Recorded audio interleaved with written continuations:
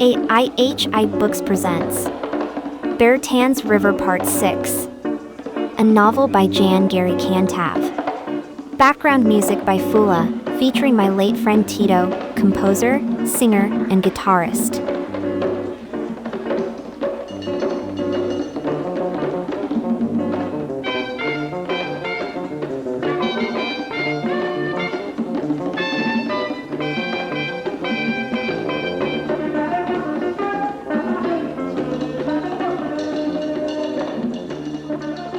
Chapter 15. A Bloody Crime Scene. Early Sunday morning, the small city woke up with the cry of death in two locations almost simultaneously. You may be wondering what could be called the cry of death. What kind of cry? What kind of sound could deserve such a macabre designation? The cry of death is this long cry that fills the sky every time someone dies in Haiti, especially in the lower economic neighborhoods. It is a raw sound emanating from the depths of the Haitian soul, expressing hopelessness, feelings of abandonment, and a sense of doom. When we hear this cry, our minds often wander, depending on the plausible location of its origin and the knowledge of who is sick or very old. One can't resist the temptation of trying to guess who passed away. Some people, without any direct evidence, are so convinced that so-and-so is dead because their guest put the cry near their house that they take it upon themselves to spread the news. This is probably why a lot of people are proclaimed dead before their actual expiration date, another widespread phenomenon in Haiti. This time, the cries of death were confirmed to be due to the sudden death of Altagracia, a young lady who lived by the river, and Antonio, the son of a shoemaker who has his shop near the entrance of the farmer's marketplace. With the invasion of the Haitian market by all kinds of shoes and sneakers from the U.S., only a few devoted friends were barely keeping Antonio's dad in business. Altagracia and Antonio were found dead at Kach hiding place, a lovely spot carved between the river and the mountain. A few giant almond trees and some other trees with unknown names still resisting complete extinction added a special cachet to the small area. During the daytime, Kach was the second most popular place where people aggregate. Children who lived nearby come there to play marbles, ocelots, a game played with 5 small dried goat ossicles, and soccer. Kach was a much better field to play soccer than the riverside. The ball was less likely to be taken away by the river. Adults and children alike like Kach. During the daytime, you can expect to see a few old gentlemen and gentle ladies napping far from the city's noise. Younger adults come there to play domino for pure fun or money. Kach is a family-friendly place during the day, but it is quite a different story at night. When a lady is seen with a gentleman in the area after dark, it does not matter if the gentleman is the most reputable pastor in the area or the girl is Mother Teresa. Everybody knows that something more intimate and more consequential than a Bible study just took place or is about to take place. Many babies must have been conceived in this small, secluded area. The bodies of Altagracia and Antonio were found about 10 feet apart from each other. They were soaked in their own blood. The weapon used by the perpetrator of this crime was probably a large knife, a butcher knife, as indicated by the size of the wounds. The two have been in a romantic relationship for more than a year. An enraged, jealous man was not at all considered the alleged offender. Altagracia was not the kind of girl who would have multiple boyfriends at once. Most people pointed their fingers at Grimaud as the potential perpetrator of this hideous crime. Grimaud is a very light-skinned man in his 40s who became extremely concerned about the dissolution of morals in the country, especially in Bertin. He could not stand that the old and the young were restlessly and senselessly engaged in casual sex all the time, like animals. He often openly accuses the sinners of attracting fire from heaven to destroy Bertin, as was the case for Sodom and Gomorrah.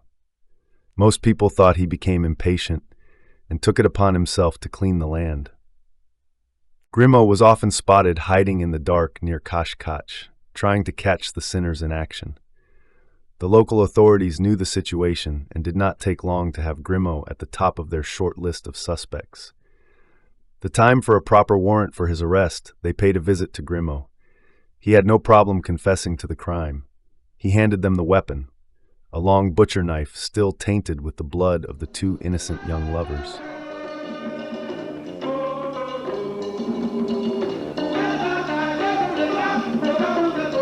Chapter 16. A Close Call. Like most people in Bertin, I heard the cry of death this Sunday morning, the one related to the young couple's death. I instantly knew what it meant. Decades outside of the country could not erase those memories.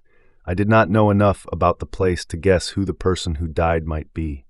I soon learned from word of mouth that the incident happened around 9 p.m. at Kach Kach. My heart skipped a few beats when I was told the time and location of this hideous crime. I tried my best to hide my reaction. However, I must have been visibly shaken.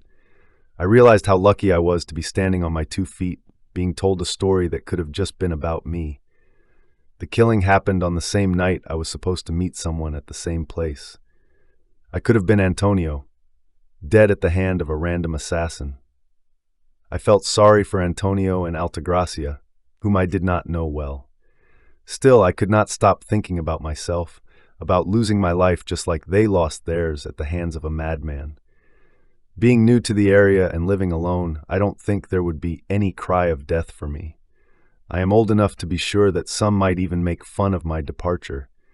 The crazy dude who was stupid enough to come to retire in this pig place got what he deserved, some might think, if I were the one. As soon as I got the news of the couple's death, I called Viviane, a lady who has become a good friend to me. Almost more than a friend. She picked up almost before the first ring ended. She was expecting my call. At the other end of the line, she was hysterical and could not speak a recognizable word. She had already learned about Antonio and Altagracia's death. She was crying, coughing, wheezing, and sneezing all at the same time, it seemed. Feeling the need to be with her and help her go through such a critical time, I tried to ask her to tell me where she was. I had to repeat myself many times before she could mumble some words I interpreted as "I am home." Viviane was not an acquaintance of any of the deceased.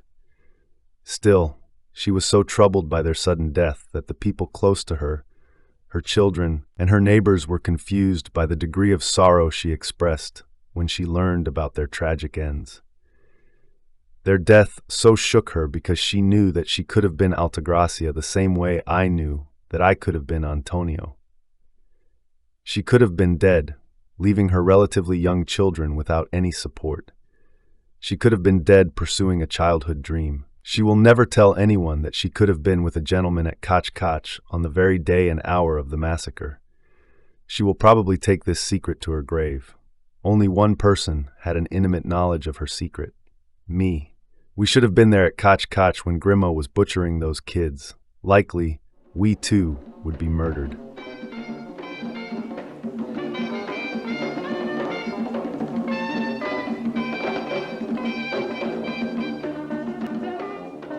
Chapter 17. Viviane and me? When I arrived in Haiti a few months ago to retire after a long absence in the country, I promised myself to fully retire and reduce my activities to the bare minimum. That included retiring from my sexual life. I didn't want to turn out to be like the old guys I used to despise in my youth, those old decrepit old men blackening their hair with black shoe shine trying to impress young girls half their ages. To me, retirement really starts when one not only stops working for money, but also and especially when one stops trying to reproduce. Sexuality is very taxing, time-consuming, and it takes so much out of us that true relaxation really starts after andropause or menopause. Moreover, because I wanted to retire in Haiti and I had no current knowledge of the terrain, I realized it might be a little risky to engage in those kinds of activities in a country where there is a tacit 9 p.m. curfew because of insecurity. It might not be a good idea to get into dating, which most of the time involves being out late at night. Also, it was hard to know who among the ladies were free, and without that knowledge, it was easy to get entangled in regrettable situations.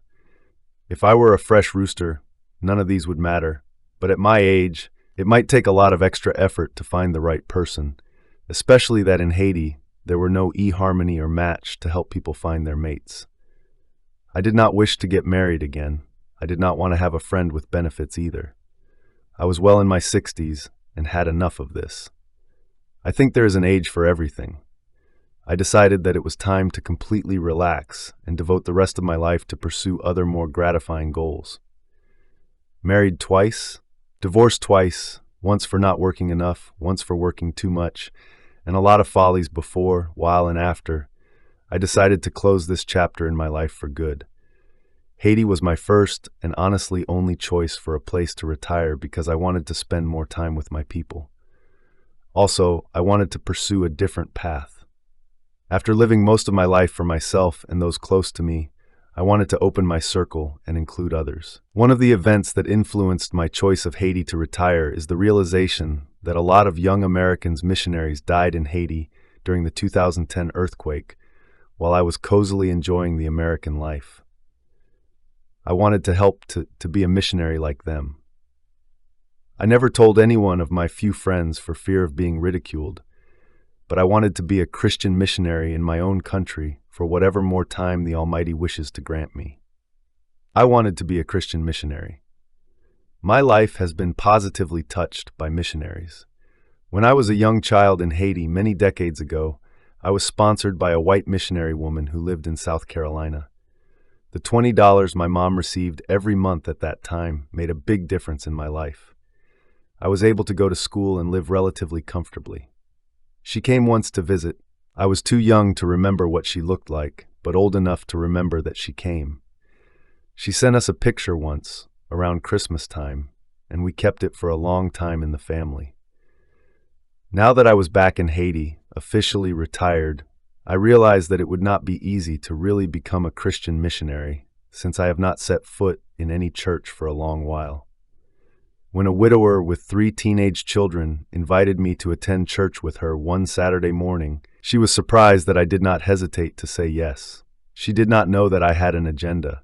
I wanted so badly to become a Christian missionary that I saw her invitation as my first step towards my goal. The church was small and, like most buildings in Haiti, unfinished. It was a Seventh-day Adventist church. Unlike any other religions, they go to church on Saturday, and I soon learned that they have a lot of restrictions in what they can and cannot do or eat. Those 2 points were the most salient differences from the other denominations. When I entered the church for the first time, I did my signe de la croix, sign of the cross. She looked at me very surprised.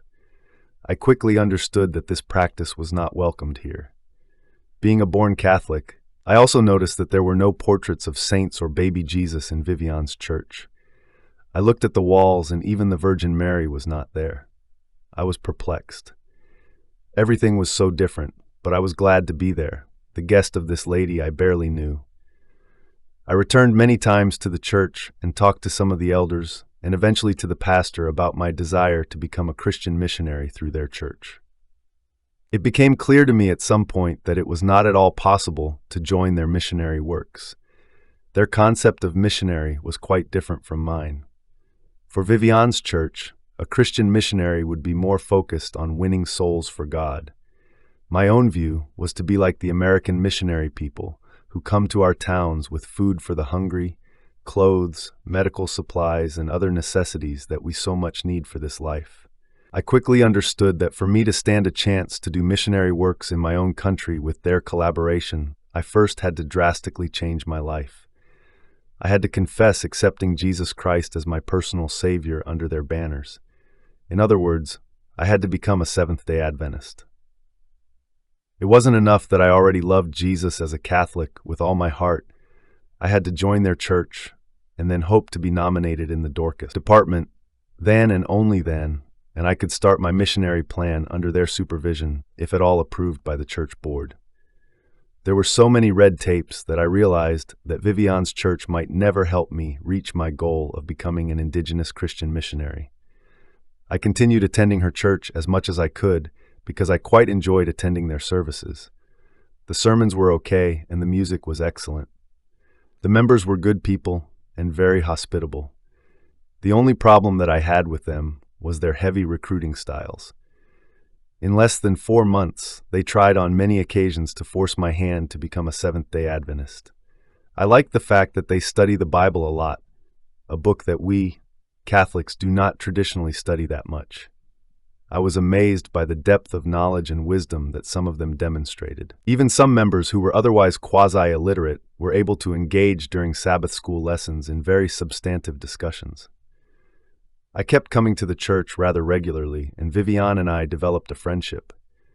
She told me about her late husband. Her children seemed to enjoy my company. I told them stories about the U.S., and they marveled about this place open for business 24 hours a day, 7 days a week, and 365 days a year. This place must be paradise on earth with non-stop running water and electricity and more food than the population can consume on any given day of the year. I told Viviane a little bit about myself too.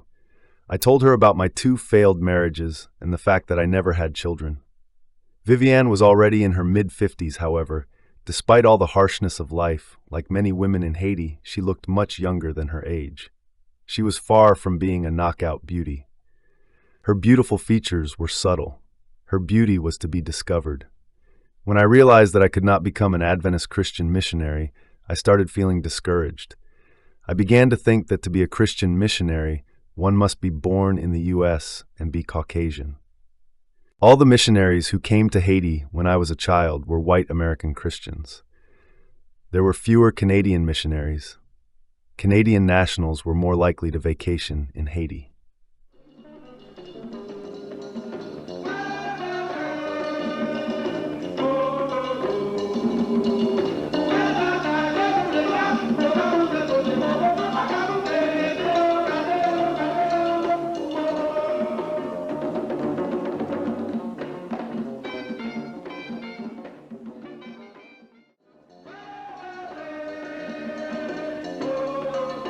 Background music by Fula, featuring my late friend Tito, composer, singer, and guitarist.